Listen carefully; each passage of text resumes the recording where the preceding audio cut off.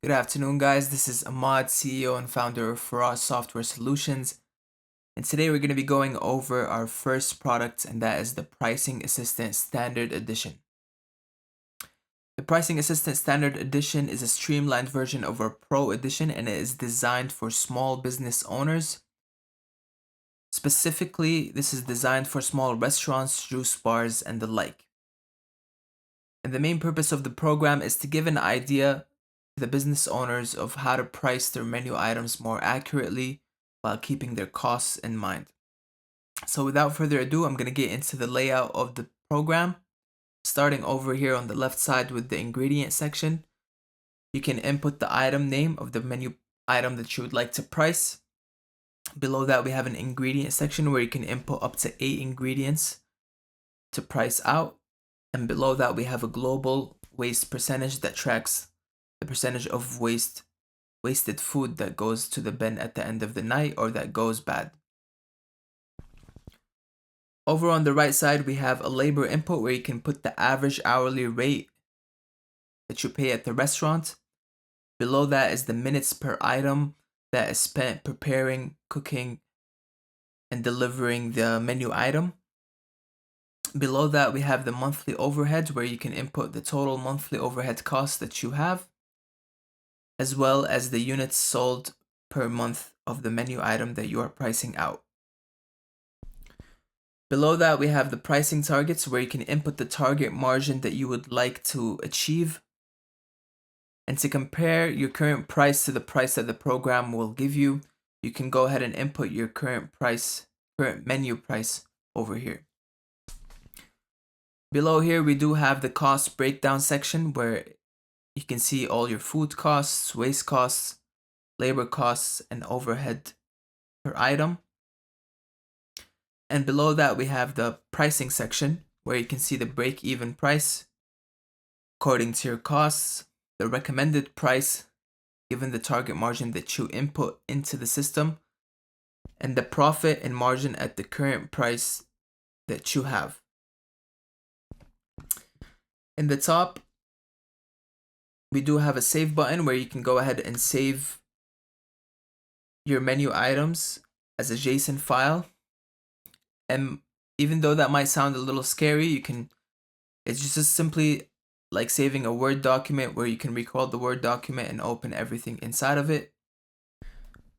You can go ahead and load your previous menu items to edit or change from this load button, and you can reset everything by hitting on this reset button.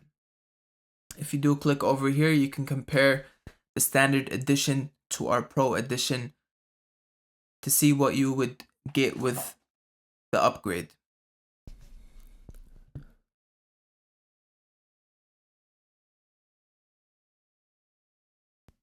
Now, when we go to price ingredients, this is what will pop up when you hit on add ingredient.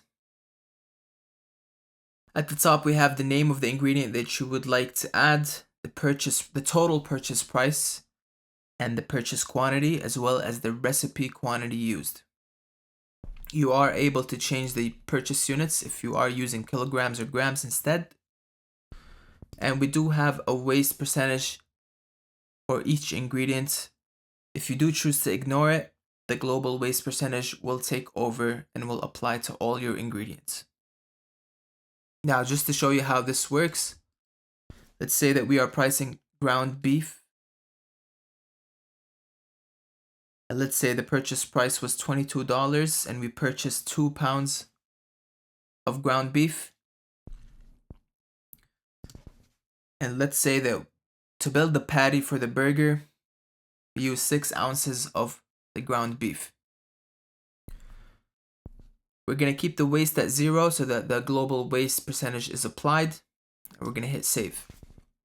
And right away, you can see that everything was updated. Your food cost and your waste cost were updated as necessary. Now, let's finish this example by adding another ingredient, and this time we're going to add buns.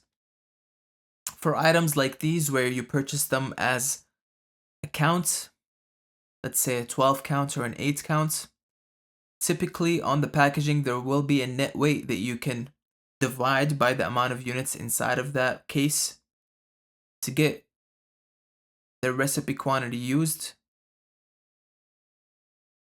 For this example, we're going to pretend that we purchased an 8 counts of burger buns, and the purchase price for the buns was $8.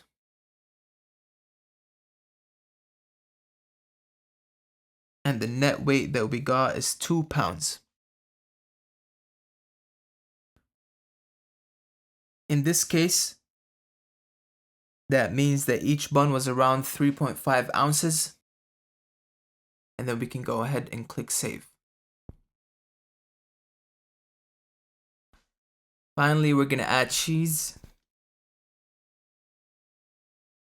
And this is the same case with the buns. If you do get a block of cheese and the purchase price is $6 for 1 pound, and we're going to divide that by the amount of cheese slices in there. In this example, it's going to be 1 ounce of cheese slice that is going to be used for the burger. We're just going to use these simple ingredients for now, and we're going to head over to the labor inputs. Typically, the hourly rate is going to be around $23, and the minutes spent either preparing it as a batch or preparing it and cooking it is around 5 minutes. And it's very important that the minutes per item is low, otherwise your labor costs will be a lot higher. We're going to go ahead and fill out the monthly overhead, and typically in a plaza it'll be around 6,500, and on average restaurants do sell around 2,000 burgers a month. We're going to go ahead and change the target margin to 15%, and we're going to say that we are pricing our item at $8.99.